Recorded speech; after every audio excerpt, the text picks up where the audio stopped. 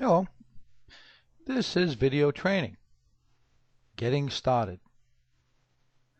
It is assumed at this point you've installed your software. Before installing your software, you should have your network completely operational. Once that is accomplished, fill out the workstation, the work setup sheet with all the appropriate information about your dealership. Fax that or email that to the support staff. Make an appointment. Keep in mind, you should make an appointment before you're planning on installing the software.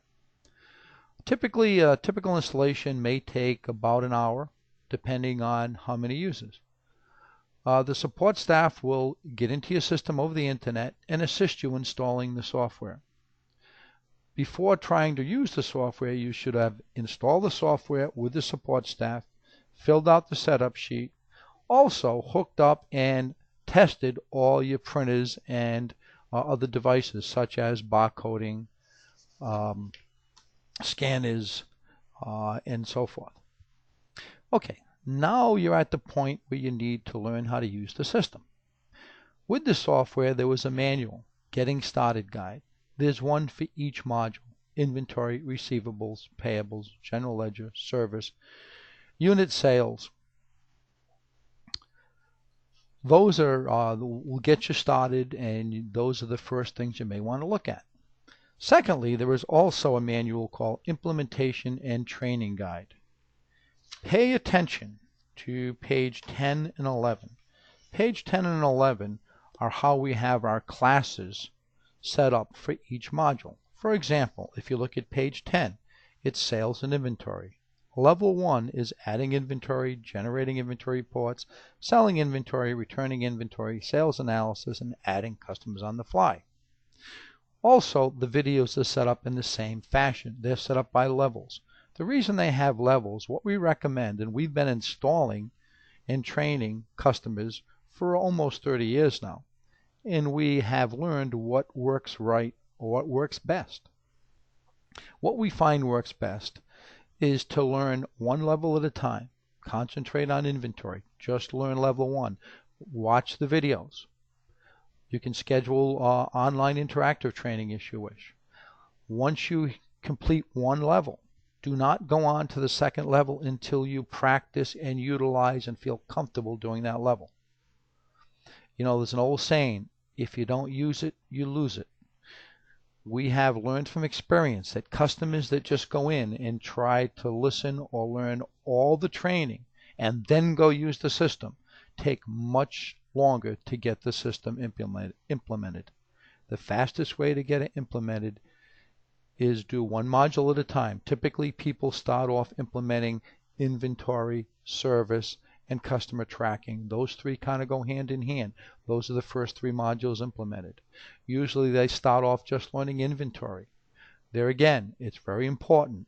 Just pay attention to one level at a time. Practice that level. Have your employees practice that level. When they feel comfortable with that level and all the functions within that level, then they should move on to the next level. Extremely important. Okay. Obviously, you know how to use the video training.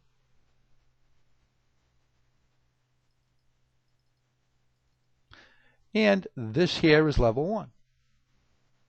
So you should concentrate on, after you've completed all the level 1, then go in and use the system. You should not go on to level 2 until you feel comfortable with all these features here. Okay. There are a couple other things we want to talk about. First of all, this is our main menu. When we ship the system with what we call a blank initials and passwords. Basically, keep that the way it is until all your people get trained. It makes it much easier to navigate and use the system. Once you're going to implement the system and go live, if you're going to use the security system, which most customers do, you'll then go into the security system, set up all your employees, put their initials in, you'll say what they can and what they cannot do. At that time, call our support staff. We will get rid of this blank one so that now anybody entering any of these modules will have to type in their initials and passwords, and they only can do what you can specify what they can do.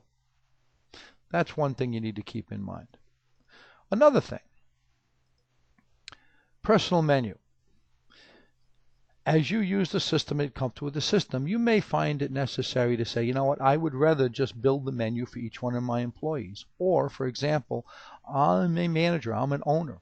I'm in and out of every single module here. I don't want to keep going back to the same menu and then having it ask my initials and passwords. Well, what you can do is design your own personal menu for each employee, so that when you log in and you tell the computer who you are, it'll come up with your own menu designed just for you, where it'll only ask you your initials and password once to verify who you are, and you can get into any module you want. For more information on that, look at the video training for my personal menu. Okay, secondly, just a couple other fundamental things you want to know about the software before you get started. You can use the mouse navigating the software, obviously, and I can click on any button I want. The software is also designed so you don't need to use the mouse. We also design it so that we have what we call defaults, and I want you to understand what a default is. So let's go into service. Now I can go into service by using the mouse, or if you notice, I can just hit S. If I hit S, I'll go to my main menu for service. Now this is the initials and passwords that come with the system. It's just a blank, so you can just hit the enter key. It'll allow you to get into any module you wish. There again, you should keep that the way it is until all your employees are comfortable with the system. Now, just to show you what we call a typical maintenance screen. I'm going into what we call customer maintenance. This is our typical maintenance screens. They all will look somewhat similar. We try to be consistent no matter what module you're in. They'll all have a next button, which will allow you to skip through every single record in that file. They'll all have a backwards button. They'll all have an add or a change. You can hit F3, F4, or 5, or use the mouse. They'll all have a lookup button. A lookup button will be somewhat different depending on what you're looking at. They'll all have various different options. They all will have what we call a keyword lookup. A keyword lookup allows you to type in anything you want and it'll search anything in the data file. Where in a service history file I could type in a name, a first name, a last name. It'll find anything. If I type in Larry, it will pick out anything no matter where it is. Obviously, customer name will just search the name, VIN number, account number. So we give you lots of ways of looking things up, and that'll vary from the module that you're in. When you click on here, you'll get that. So there'll always be a lookup button. There'll always be an add, change, delete button. And like I said before, you can navigate. Next thing, there'll be what we call a question. If I hit change, let's do this here, and I'm going to hit change. This is what we call a Wallace question. Questions will usually have a default. The default is to save you typing. For example, if we look at this, you'll see that in brackets we'll have a Y, which means OK to change. The default is yes. What that means is I don't have to hit Y or use the mouse. I can just hit the enter key. Normally, if you hit the change button, that's exactly what you want to do. So the default is yes. You may see a question sometimes where it'll be the opposite. This greater than sign will be no, and that'll be highlighted there. So if you hit the enter key, and obviously it'll use what we call the default. The default is normally yes if I just hit enter. I also, if I do not want to, I can type in N on the keyboard, which is what I just did, or type in Y, or select Y or N, or just hit the enter key.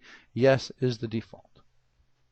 So you'll see that typical question in various different places. Whenever the computer asks you a question, the default is normally what most people want to do. We do that to save you typing, and so you're not using the mouse a lot, not using the keyboard a lot. Okay.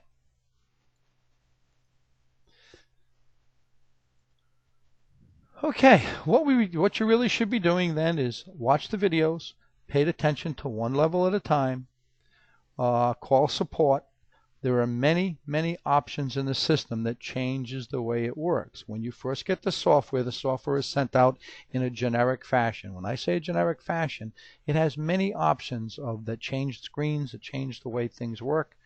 We have many, many customers, and each one of them runs their business somewhat different. We have user-defined templates, so you can define your own database. We have many, many options to change the way things work in the software. So it's very, very important when you first receive the software that you communicate with our support staff. You let us know exactly how you run your business so we can dial the system in. When we send it out, it may not be set up perfect for you. It's set up in a kind of generic fashion, which may not be best for you. So communication is very, very important at the beginning. If it seems like you're doing something wrong or something's taking a little bit longer than you thought, or you're doing too many steps, and this is not really the way you run your business, then please call our support staff. Talk to us about that, because the system has many, many options where we can adjust it to work for you. This is a software package that is much more adaptable than probably what you're used to, so that we can change it without changing the software. You can change it yourself by just changing little options in the system that modify the way it works. We have thousands of customers all over the globe. They all run their business somewhat differently. So please, contacting us is extremely important.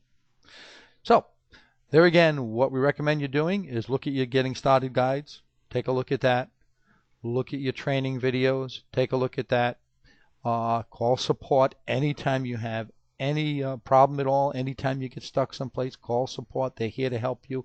And schedule online training anytime you wish. You can schedule online training for supplement training, and you can get as many people as you want involved.